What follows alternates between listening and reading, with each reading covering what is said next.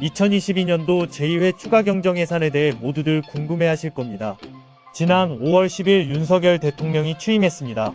새 정부의 국정 비전은 다시 도약하는 대한민국 함께 잘 사는 국민의 나라 라고 하는데요. 지난 5월 12일 코로나 완전 극복과 민생 안정을 위한 추가 경정 예산안을 발표했습니다. 예산안은 어디까지나 계획인 것이지 아직 정해진 것은 아닙니다. 정부에서 계획안을 만들어 오늘 19일부터 국회에서 심사를 시작, 국무회의를 통해 결정되는 것이라지만 대부분 거의 확정입니다. 발표되는 대로 돈길 부자로드에서 한 발 빠르게 전해드립니다. 먼저 추경 규모는 59조 4천억 원입니다. 다만 여기엔 초과 세수에 따라 지방으로 곧바로 이전되는 법정 이전 지출 23조 원이 포함되어 있어서 이를 제외하면 일반 재정 지출로는 36조 4천억 원입니다.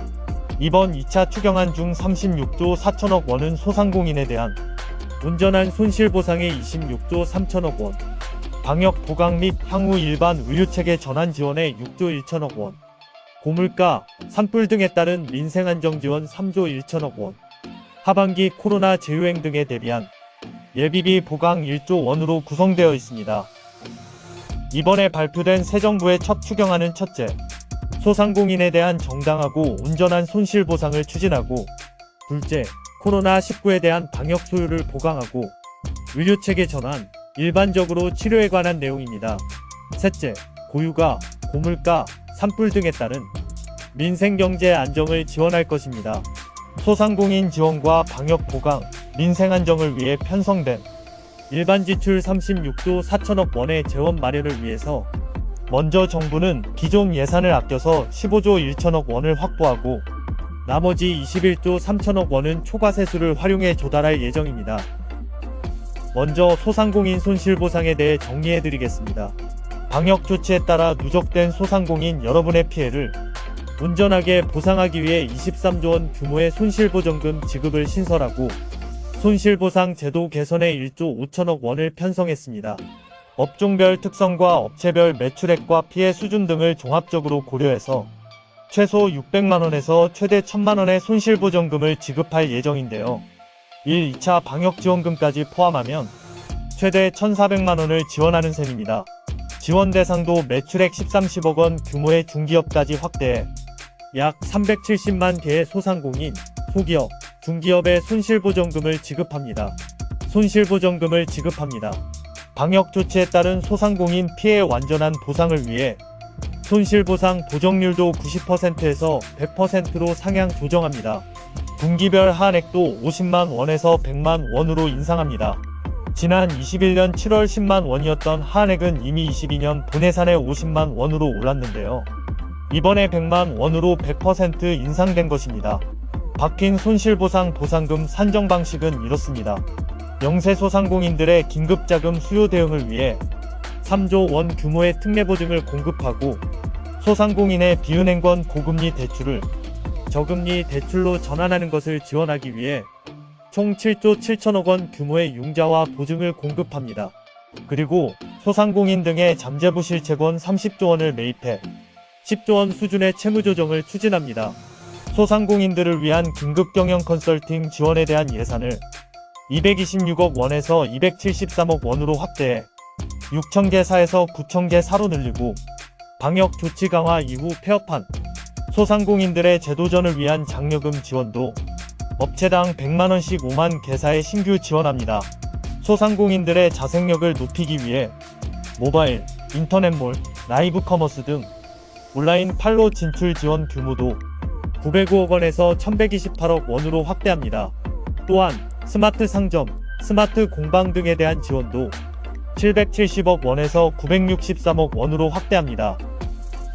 코로나 확산세가 진정되면서 방역 조치도 완화되고 단계적 일상 회복을 위한 준비들도 진행 중인데요.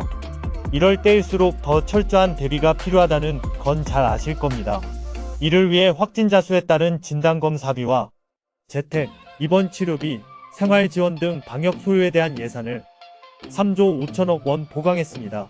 치료제 추가 확보와 공급, 병상 운영, 감염병 연구 등 그동안 코로나로 인해 감염병 대응체계로 운영되던 의료체계를 일반 체계로 전환하기 위해 2조 6천억 원이 추가 지원됩니다. 이번 새 정부 첫 추경안에는 민생과 물가 안정 지원을 위한 예산도 3조 1천억 원이 추가 편성됐습니다. 먼저 저소득층을 대상으로 한 한시 긴급생활지원금이 227만 가구에 최대 100만원까지 총 1조 원 규모로 지급됩니다. 취약계층의 숨통이 트일 수 있도록 고금리 주택담보대출의 저금리 전환을 지원하는 신규 20조 원을 비롯하여 청년층 소액금융 확대, 최저신용자 특례보증 프로그램 등 금융지원도 추진합니다. 방과 후 강사, 보험 설계사 등과 같은 특수고용노동자와 프리랜서, 택시기사, 예술인 등의 최대 200만 원의 고용, 소득안정지원금 지급에도 1조 1천억 원을 투입합니다. 농축수산물, 비료, 사료 등 물가 상승으로 인한 가계, 농어가 등의 부담 완화를 위해 3천억 원을 지원하고 현재 최대 575만 명 수준이 농축수산물 할인 쿠폰 지원 규모를 2배 이상 확대해 서민들의 생계 부담을 완화하겠습니다. 비료 가격 인상분의 80%를 지원하기 위한 소요도 반영하였습니다. 국민 생활과 밀접한 밀가루 가격 안정을 위해 가격 상승 소요의 90%를 정부와 기업이 함께 부담합니다. 강원, 경북 등 산불 피해 지역의 신속한 복구와 재난 대응 인프라를 보강하는 데 1천억 원 등이 추가 지원됩니다. 이 밖에도 혹시 모를 코로나 재확산과 각종 재해 등 예측하지 못한 소요에 대비하기 위한 예비비를 1조 원 추가 확보하고 올해 발생하는 초과세수에 대한 지방교부세 및 지방교육재정교부금 23조 원이 보강돼 지역경제 활성화를 뒷받침할 것으로 기대하고 있습니다.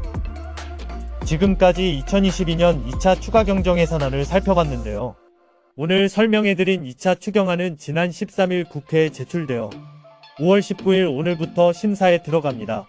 국회에서 협의가 이뤄지는 대로 추경안을 확정해 신속히 집행할 예정이라고 합니다. 2022년 2차 추가경정예산안이 발표나는 대로 보다 빠르고 정확한 소식 동길 부자로드에서 전해드리겠습니다. 좋아요, 구독, 알람 설정하셔서 남들보다 한 발 빨리 돈 되는 정확한 정보 얻어가세요.